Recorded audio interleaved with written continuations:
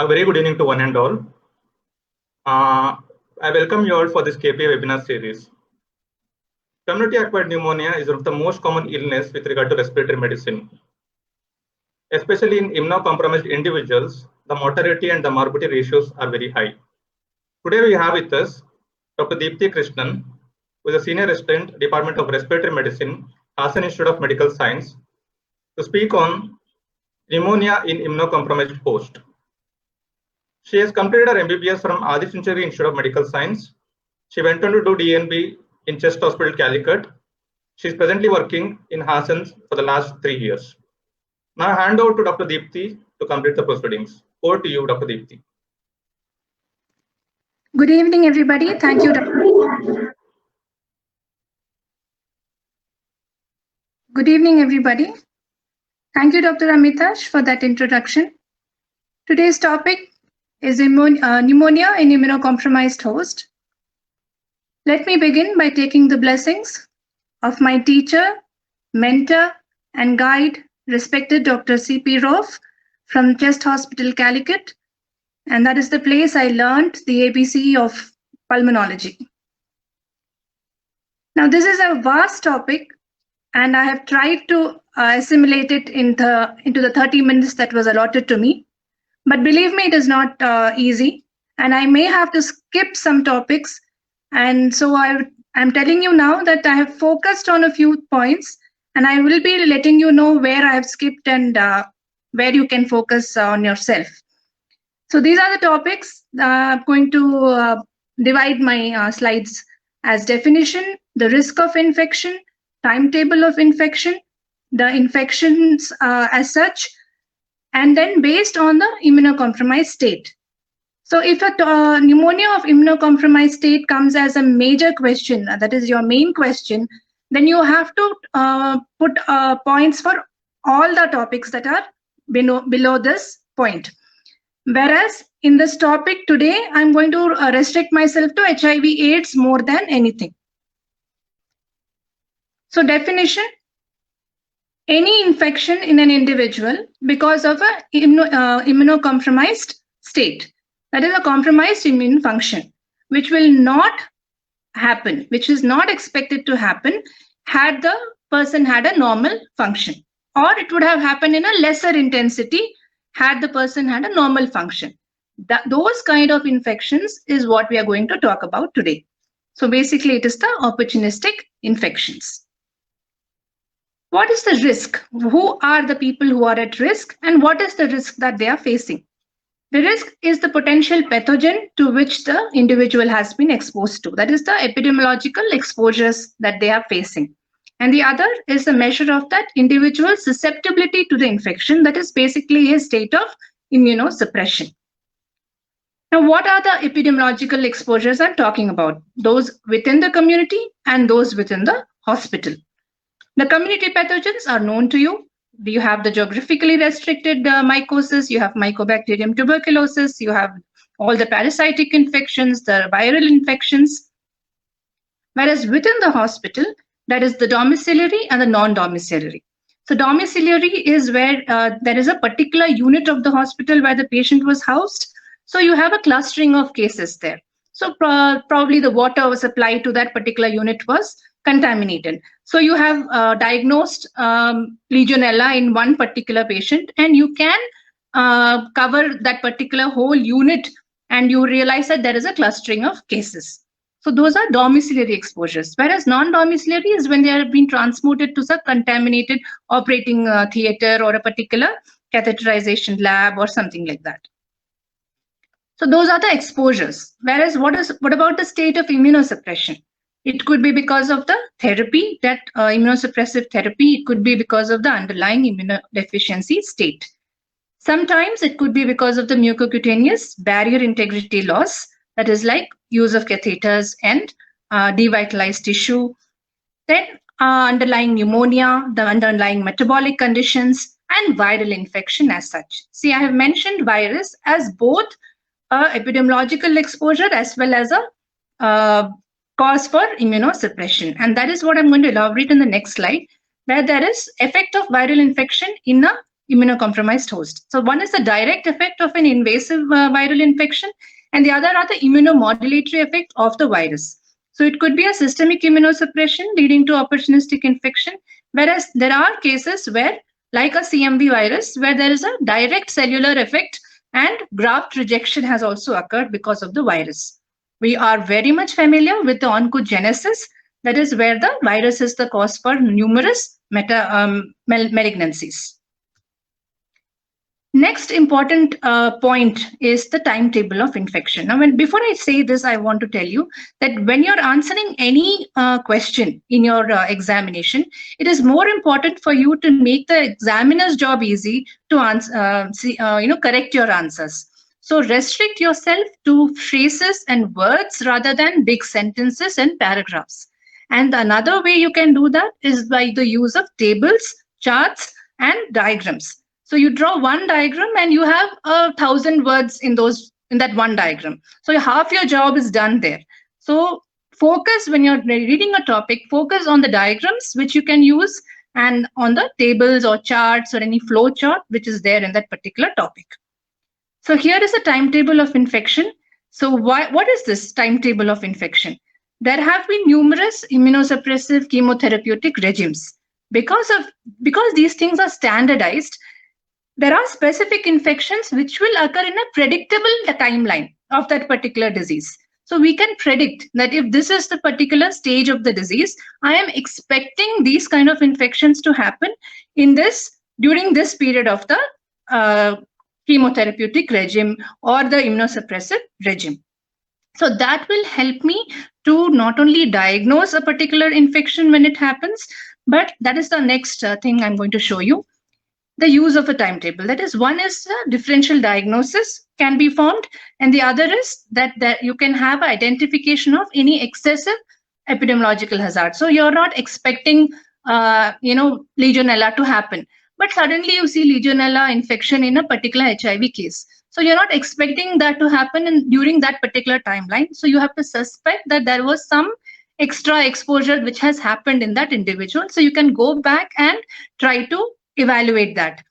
Excessive immunosuppression. What is that? That means you're having a wrong disease at a wrong time. You're not expecting, CMV infection at that particular stage, but you're seeing that in this patient. That means there is excessive immunosuppression. Probably there is an underlying neutropenia which you have missed. So these are the ways that a use of a timetable will help you to diagnose a disease. So this is one slide which I want to show. This is for HIV, where you are seeing that there is a CD4 cell count more than 400, 200 to 400, less than 200, and less than 50. Accordingly, you have an effect of the HIV and the corresponding infections that you are expecting during that particular time. So this will help you. Suppose you have a below 50, you are expecting Mycobacterium avium complex, but you are seeing it earlier. That means there is more than HIV in this patient. There is an underlying, some other malignancy has come in. See, you have lymphoma and Kaposi sarcoma in the same thing. So you have to suspect that there is something else apart from the HIV. Now, this is a table in your Fishman, which I would like to tell you that a lot of the slides are from Fishman. So you can almost avoid reading the chapter if you finished listening to my topic today. So this table is very important. If you can't memorize the whole thing, at least make sure you memorize 2 points under each of the defects. So that is granulocytopenia, that is neutrophil chemotaxis, that is neutrophil killing. It may not be possible to remember the whole thing, but at least make sure you have a gist of this table in your answer when you're doing the when you are answering this question. So let me come to the most important immunosuppressed state, that is the HIV and AIDS. Now, there are a few slides here which are dealing with when to suspect HIV, that is your history, and that is the signs and symptoms of HIV. There is the lab findings that may come under the HIV, and what are the testing for, how do you test for HIV? These are the common topics which has to be put under HIV infection if HIV alone is asked as a main question. But if you have immunocompromised state, pneumonia in immunocompromised state as your question, then you can reduce this portion in your answer and focus more on other things, and so that you have to deal with cancer and you have to deal with transplantation also later. So this portion can be reduced in your answer. Now, what is the importance of HIV infection and the opportunistic infections? Why it is happening? Because of the antiretroviral therapy, there is a recrudescence of immunity. So there is improved immunity. There is a rise in counts, there is less signs of opportunistic infections and cancer associated with the severe T cell deficits. All this is coming down because of ART. But there is one feature of HRT, that is HART, that is a syndrome of intensified inflammatory response or immune reconstitution syndrome. This word has to be highlighted in your answer. During the first 3 months of starting an effective ART, there is a hyperacute response to any pathogen to which that individual may have been exposed. So you have a person with HIV, you have started ART, and yet you are having an increased chance of infection. So that is because of this immune reconstitution syndrome. So we have to focus on the pathophysiology of HIV in the lung particularly. This is another topic under HIV that you have to mention. See, that is another thing. You make your answer as headings, subheadings, so that you're making the work of your examiner easier. So you have pathophysiology, and that you have systemic immunodeficiency. So there is reduced CD4 counts, there is development of cytotoxic TL response, there is humoral immunity being limited. There are host factors which are correlating with slower rates of clinical progression. That means a person with who is heterozygous for the CCR5 gene will have a slower clinical progression of HIV. Then, of course, there is neutropenia, which is because of the disease itself, or it may also be drug-induced. So these are the systemic immunodeficiency in that particular patient. What about lung-specific? In the lung part of it, there is the alveolar macrophages, which is the most important reservoir for HIV in the lung. Other than that, alveolar lymphocytes are increased. The bile fluid itself will show an increased level of IgG, IgM, IgA, and increased numbers of B cells. Now, this list looks big and huge, but you need not mention all these organisms, at least 2. That is, you put viral and you put 2, you put protozoa, you put 2. So at least mention a few, but this list is important. What are the infectious agents that are associated with AIDS? The most common ones, 2 or 3 you pick up and you put it in your chart. So coming to pulmonary disease, particularly in HIV, acute bronchitis is the most common lower airway infection. The 2 most common AIDS-defining complications are bacterial pneumonia and pneumocystis carinii pneumonia. Now, chronic administration of anti-pneumocystis prophylaxis with trimethoprim, sulfamethoxazole in particular, and Mycobacterium avium complex prophylaxis all reduces the incidence of bacterial pneumonia in HIV. But the treatment of in this pneumocystis carinii, or even by giving prophylaxis with trimethoprim, can increase the rate of colonization with resistant bacteria like pneumococci. So these are a few important points you have to mention in pulmonary disease. How do you evaluate? This is the easy part.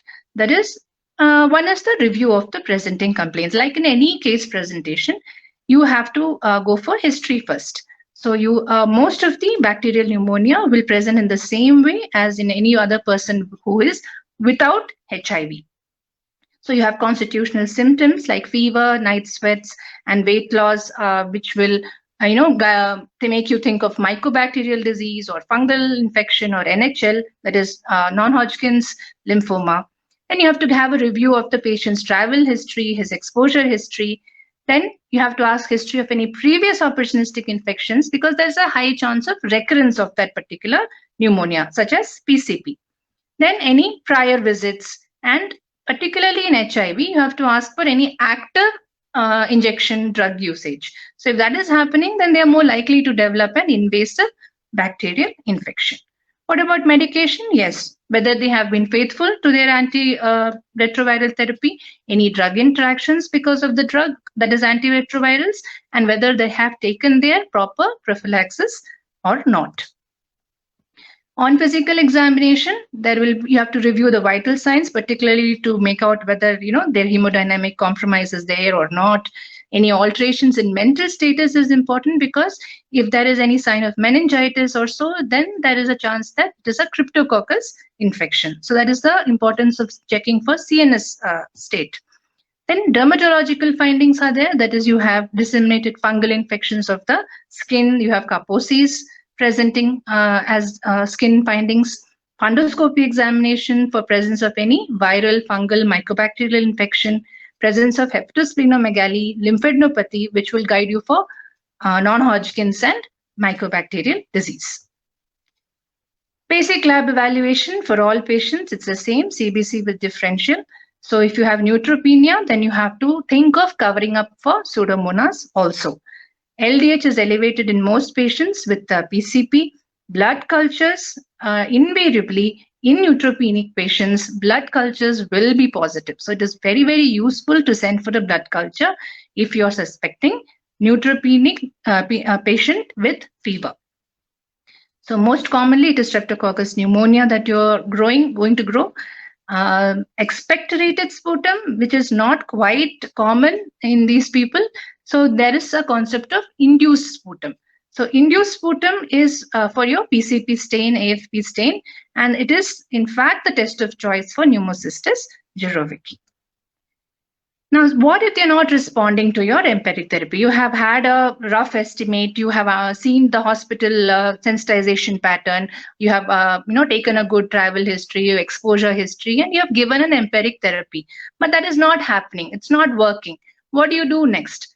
Next, you go for the higher end. That is your fiber optic bronchoscopy, BAL, with or without biopsy. So you particularly BAL is very highly sensitive for diagnosis of PCP. And sometimes even Kaposi's can be diagnosed by visualizing the purple plaques. If there is, a peripheral nodule not accessible through your bronchoscope, you can consider a VATS biopsy. And then specific ones like serum cryptococcal antigen. So in a very disseminated infection, this particular test is nearly 100% sensitive. And if a cryptococcal antigen has come positive, then it is an indication for you to go for a CSF examination and rule out the meningitis part of it as well. Urinary histoplasmosis antigen, that is only for endemic areas. And then the HRCT. Yes, HRCT will not only help you identify abnormalities, which is not evident on your chest X-ray. A normal HRCT makes a PCP highly unlikely. So it has a high negative predictive value as well. Now, a gallium scan, again, a negative study rules out PCP. So these are all the set of investigations that are coming later in the process when your regular therapy is not working. Now, this is a beautiful table found in your Fishman. This, even if you learn it by heart and put it copy paste onto your paper, you're going to get marks, 2 marks minimum for this. So this is a radiographic pattern of the pulmonary diseases. You have diffuse infiltrates. What are the causes? Cavitary lesions. What are the causes? Hilar adenopathy, focal infiltrates, nodular lesions, pleural effusions. So you have this list. In fact, whether it is your clinical career, whether it is your PG paper, this one slide is going to be very helpful. But more than that, as I was speaking, if you can't remember this slide as such like this, at least bother to put up a diagram. So here is one extra thing I added in the end, that is normal. What if the X-ray is normal? You still have to think of Mycobacterium tuberculosis and Pneumocystis jirovecii, which is where the importance of CT comes in. So a normal CT has high negative predictive value for opportunistic infections and HIV-related malignancy. So that is the diagram I'm talking about. You put one diagram and half your job is done. So you put consolidation and you give 2 or 3 examples or causes for it. Interstitial infiltrates, nodules, masses, pleural effusion, whatever. You put a diagram, your job is the examiner is going to be impressed. What about ABG? Any requirement for ABG? Yes. A failure to demonstrate the normal decrease in alveolo-arterial oxygen gradient between exercise and rest, the failure to demonstrate a normal decrease. That means there was a bigger decrease. That is sensitive for PCP. What about pulmonary function test? Do you do that? Yes, if that is a case of idiopathic dyspnea, you don't know the cause for dyspnea, and preserved counts. The counts are fine, still there is dyspnea, you don't know the cause, then you can think of pulmonary function testing. What about DLCO? Again, for a normal X-ray and undiagnosed complaints. So if there is an impaired DLCO, it could be an early interstitial lung disease. In fact, it could even be a first objective sign of opportunistic infection. Bacterial pneumonia in particular, 80-fold chance higher than in a HIV negative control. The risk will become more as the CD4 count drops. It is more common in smokers. Injection drug use doubles your risk, and there is a staphylococcal pneumonia being more common in the injection drug use people.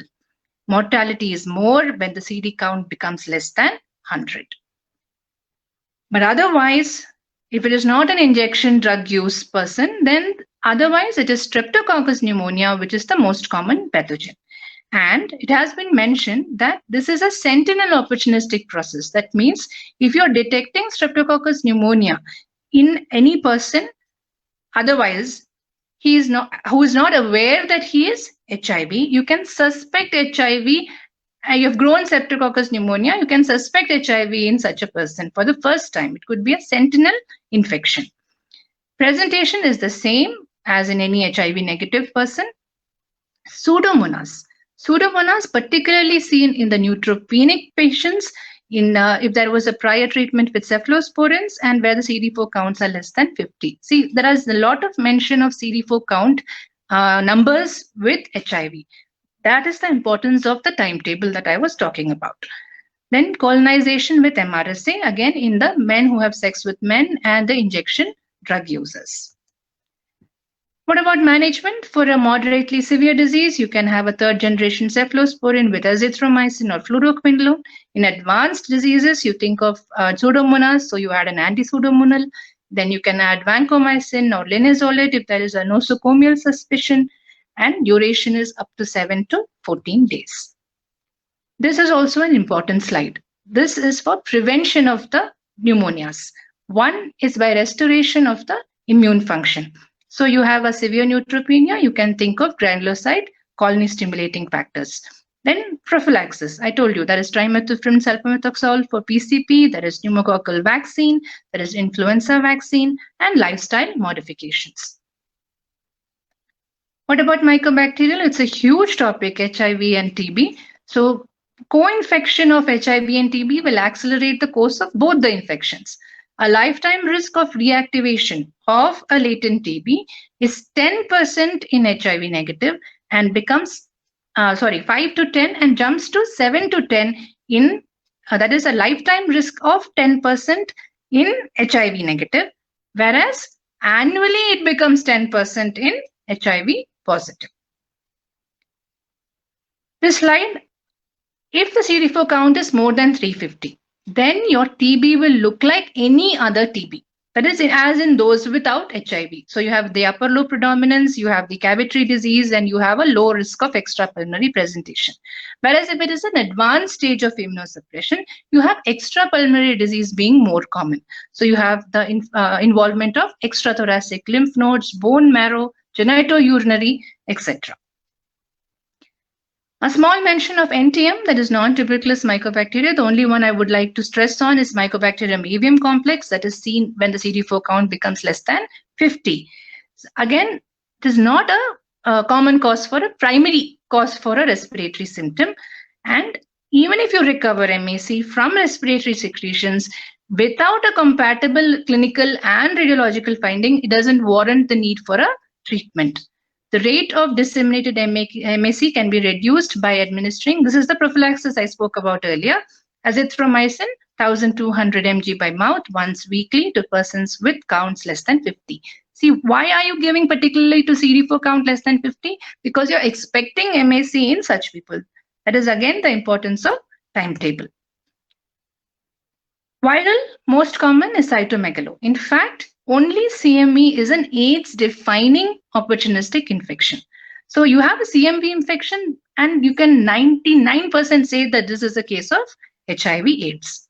So you have a serological evidence being seen in men who have sex with men, and you have asymptomatic people with CMV who excrete the virus in their saliva, secretions, urine, and semen. Again, clinically significant disease is only seen in those with CD4 count less than 50. Most commonly presenting as retinitis and enteritis, but neurological complications are also seen. And it is the demonstration of a cytopathic change on histopathology, particularly on the sample obtained by TBB or VATS, that will give you the diagnosis. Treatment is oral valganciclovir. And for refractory disease, it is for foscarnet. The duration of therapy is 2 to 3 weeks. Another virus, influenza, during the influenza season. That is a season of influenza, and you have a compatible clinical picture. Then and then alone, you test for this particular influenza antigen. And when the onset of the symptom is very acute and the presentation is very severe, then you have a documented influenza, you think of adding oseltamivir or zanamivir. But as I told you, it is a preventable infection and you can avoid this whole thing by giving annual vaccination. What about herpes? So if there is an unexplained pulmonary infiltrate in someone with immunocompromised state, and there is a presence of herpetic lesions on mucocutaneous sites, including genital area, you think of herpes simplex pneumonia. So you can identify the virus in the respiratory secretions, and usually you need if that happens, if you're able to identify herpes in a respiratory secretion, it may not be an evidence of a respiratory infection. It may be a reactivation of a aerodigestive tract infection. So unless there is endotracheal intubation or something, you need not suspect herpes simplex pneumonia. Definitive diagnosis of simplex pneumonia, you actually need tissue invasion. That means sample of the involved lung for viral culture and testing of the antigen. What about parasitic pneumonia? Most prominent is extrapulmonary symptoms. So you need not think of parasitic pneumonia very commonly. But of the ones that produce respiratory complaints, it is Toxoplasma gondii, which is the most common. Again, as I told you, seen in CD4 count less than 50. Presentation is similar to PCP. So I'll come to PCP later. And it can come as a sepsis with hypotension. So there's a small slide on toxoplasmosis, which I'm not going to focus on now, but let me tell you that this is a 5-mark question and it can be asked as a 5-mark alone, separate question. Pneumocystis jirovecii is an important 5-mark and it can be a 10-mark question also. Other than elaborating on the fungus itself, when you come to the cardinal sign of pneumocystis, it is arterial hypoxemia out of proportion to your physical findings and your radiological signs. So you have a hypoxemia which you're not able to explain because by your radiological finding. So I told you a normal X-ray and yet the person is fully hypoxic.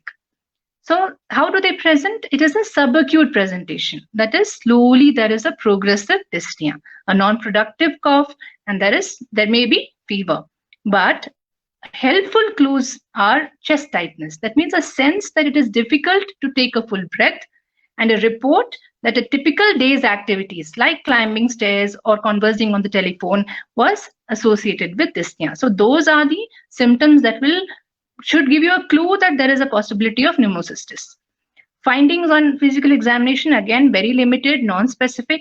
But I told this before, it is induced sputum, which is the first diagnostic procedure, although BAL has better sensitivity. You can't go do BAL immediately, so you go for induced sputum first.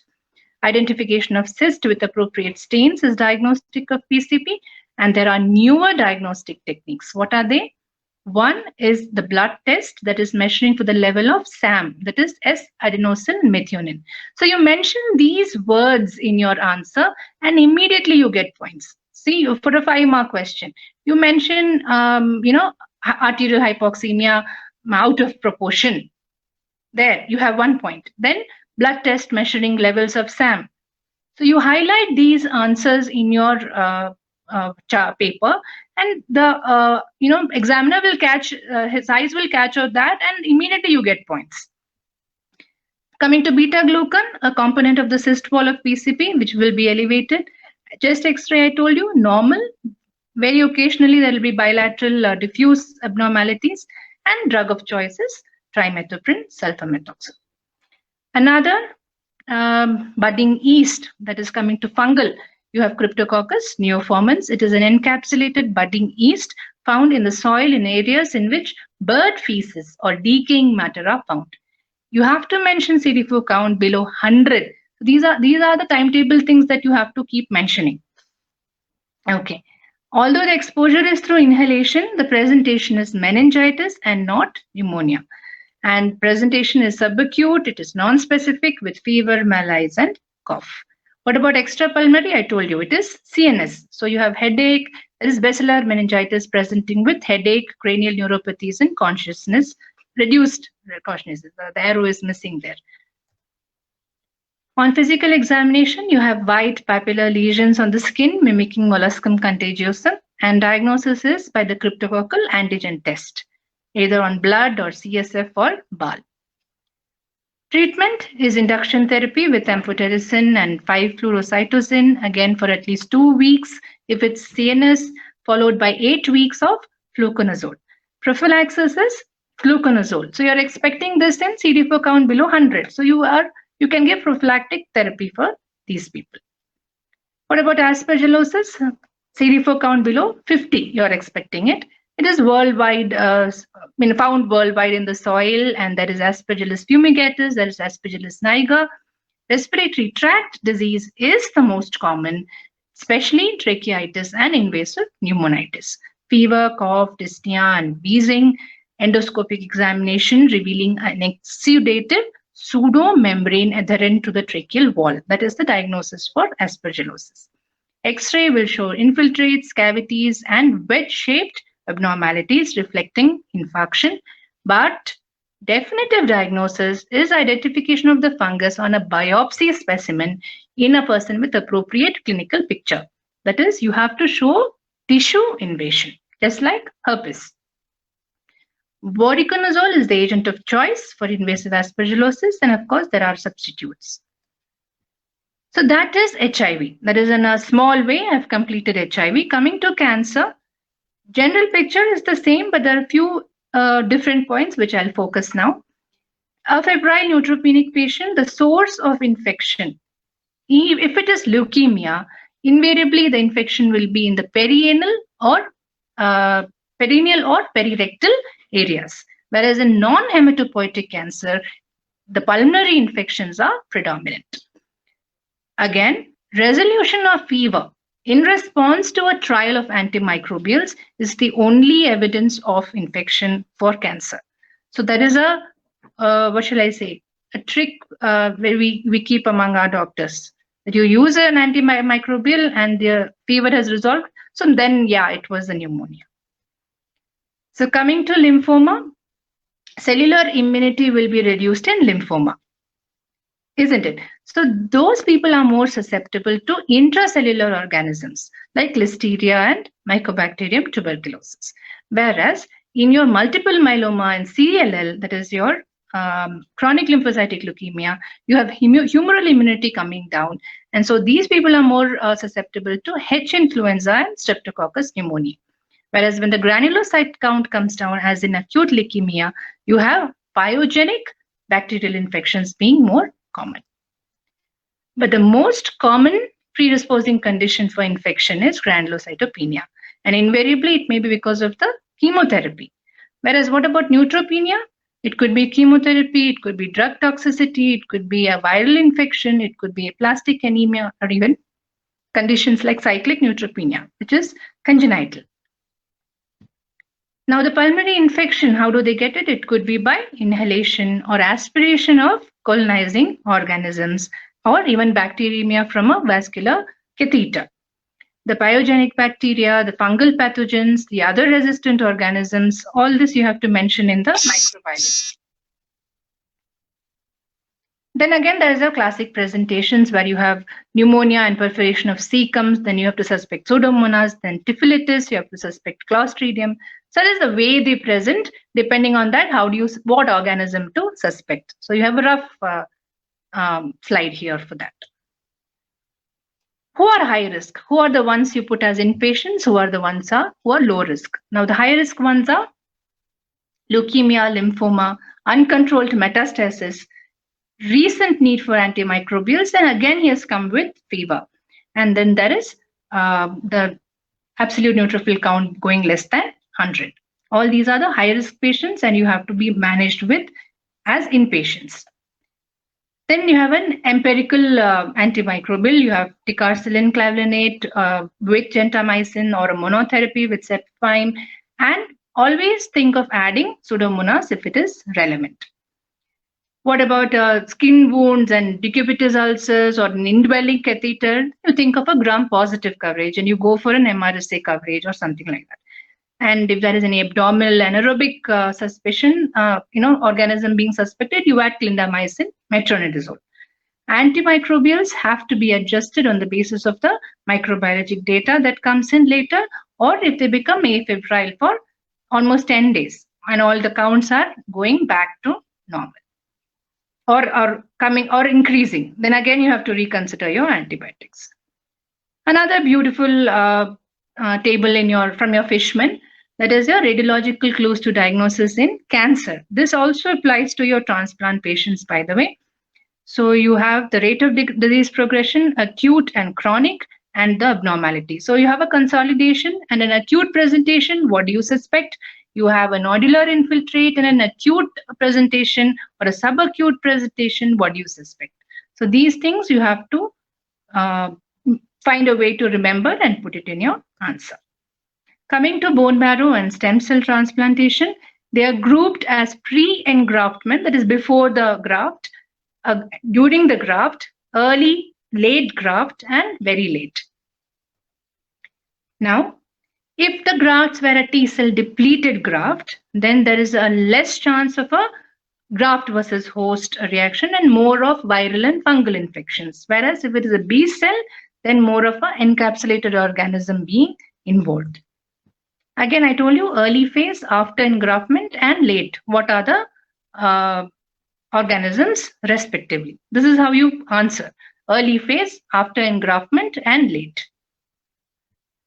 But this is an important point that the most common important characteristic that separates patients receiving the allografts from those from syngeneic or autologous marrow cells or stem cells is the occurrence of the graft versus host reaction in the allograft group. So there is a continued abnormality of immune function. So there is a more risk of opportunistic infections. This is another table from Fishman where you have the bowel specimens and what are the routine investigations that you can do when you're suspecting pneumonia in transplant patients. Again, transplant patients, it is the respiratory virus, syncytial virus, which is the most common one. Cytomegalovirus is more common in the recipients of the allogenic transplants because of blood product exposure. So how do you reduce that? You screen it before you give a blood transfusion. The risk of CMV pneumonia is greatest between the 30 and 90 days after a bone marrow transplant. So this is basically CMV I'm talking about. So CMV, that is your cytomegalovirus presenting with non-productive cough, dyspnea, hypoxemia, fever, chest X-ray. See, that's how you make it easy. Instead of writing, the most common finding in a chest X-ray is you just put chest X-ray, bilateral infiltrates. Later stage, diffuse consolidation. Treatment of proved CMV pneumonia, it is disappointing. There is not much of a treatment, but you can try ganciclovir, cidofovir, etc. Prophylaxis, again, you can try. And whom do you give it? Below 50 CD4. Coming to Aspergillus, they will have neutropenia before the engraftment, and after engraftment, you find Aspergillus among those with allogenic recipients, that is your graft versus host reaction. PCP, the transplant patients, recipients who have not been given the TMP prophylaxis. The risk period for Pneumocystis carinii ends 120 days after transplant. So the first 120 days is the crucial period for PCP pneumonia. Now here is a non-infectious etiology portion which I have not stressed here or elaborated here. But in this, there is an idiopathic pneumonia syndrome, which is non-infectious causes. So I have not stressed it here, but it is an important 5-mark question. Other than that, there is alveolar hemorrhage, pulmonary edema, and BOOP, all being the non-infectious etiology. Coming to solid organ transplant, again divided as first month, first to 6 months, and after 6 months of the transplant. In the first month of transplant, there are 2 possibilities. One is there was already a pneumonia that is present prior to the transplant, and that pneumonia has recurred because of use of immunosuppressants or whatever. Or there is a new infection, that is the aspiration of a nosocomial flora, or there was a technical problem with the endotracheal tube during the perioperative period. So these are the ways of getting pneumonia during the first month of transplant. So what do you do then? You have to pay attention to the transplant procedure, technical aspects. You have to manage your ETUL, and you have to maintain a good pulmonary toilet. Even if required, do repeated therapeutic bronchoscopy. Opportunistic infections as such are rare, despite the fact that the highest daily dose of immunosuppression is given in the first month. Why is that? Because it is a sustained exposure to the immunosuppressive therapy more than just the dose, one single dose, which is the determinant of the net state of immunosuppression. So first month, maximum dose you have given, but opportunistic infections are rare. Whereas in the 1 to 6 months after the transplant, all your immunomodulating viruses and particularly CMV, and you have the prophylaxis if you have not given, then pneumocystis and nocardia and Aspergillus all coming into the picture. What about beyond 6 months? Beyond 6 months, there are 2 categories. I have divided it here. You have a set of people who have had a good result from their transplant. They had a good allograft function and very modest levels of maintenance of immunosuppression being given. They are more subject to your community acquired, that is your respiratory and viral infections and pneumococcal pneumonia. Whereas you have the other group with very bad, less positive outcome from their transplant, very less satisfactory graft function, very high acute intensive immunosuppression being given. These are your chronic never-do-wells. That is the word being used. So you have the lung transplant patient, for example, with cystic fibrosis, or they have a resistant Pseudomonas infection. So they are at high risk for all these chronic diseases, and it is these people that you have to think of prophylaxis earlier on. This is the final set of immunosuppressive state, that is your primary immune defects. So you have a set of conditions like chronic or recurrent infections of the skin and sinus, persistent rashes, failure to thrive. So that means all this is in your infancy, early stage of life. So when do you suspect primary defects? You have 4 sets. You have antibody, that is B cell deficiency. You have cell-mediated immunodeficiency, complement deficiency, and phagocyte defects. Now, primary immunodeficiencies itself can be asked as a main question or 5-mark question. But if it is part of your pneumonia and immunocompromised, then you have to reduce this part a bit. So under the B cell deficiencies, again, it's a repeat, that is recurrent infections will be there. Then autoimmune abnormalities may be there. Then how do you treat? Gamma globulins and annual chest x-rays, vaccinations, isn't it? So here, these slides I'm not going to focus on. I've already crossed my time. So you have X-linked A gamma globulinemia. So this is a 5-mark question. These are the other immunodeficiencies, you have complement disorders, you have cell-mediated immunity, you have DiGeorge syndrome, you have severe combined immunodeficiency disease, you have phagocytic defects, under which you have this chronic granulomatous disease, which is also a 5-mark question. And this is the last and final thing, that is the hyperimmunoglobulin E syndrome or Job syndrome. This is also a 5-mark question, and I'm going to talk about this slide. Just give me 2 minutes, we'll finish it off. The points that you have to remember here are autosomal dominant, 1. 2, serum levels of IgE will be increased. 3, eosinophilia despite lacking a significant history of allergic disease. Chronically increased ESR.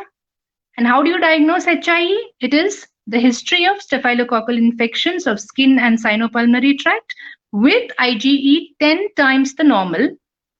Then a few characteristic features, that is coarse facies, chronic eczema eruptions, and cold cutaneous or subcutaneous abscess, which will grow Staph aureus. So it is Staph aureus and H. influenza, which is the most frequent cause of pneumonia in HIE. Recurrent bronchitis is the most common manifestation, but again, recurrent bronchitis will go for pneumonia. Pneumonia will go for bronchiectasis, abscess, empyema, and bronchopleural fistula later. Management is anti-staphylococcal prophylaxis. So you suspect it early and you diagnose it early and you give an anti-staphylococcal prophylaxis. After all this, you have to mention one part for your differential diagnosis, because there is a set of diseases which will present in spite of, that is the same pattern but a different etiology. So you have pulmonary embolus, you have the tumor itself, then radiation pneumonitis, you give radiation for your cancer patients, and then there is a radiation pneumonitis. Then there is atelectasis with pulmonary edema, drug allergies and toxicities, pulmonary hemorrhage, alveolar proteinosis, and TRALI. So all these are your DDs that present in the same way. So it is a very exhaustive topic. I have tried to do some justice to it. I hope I have.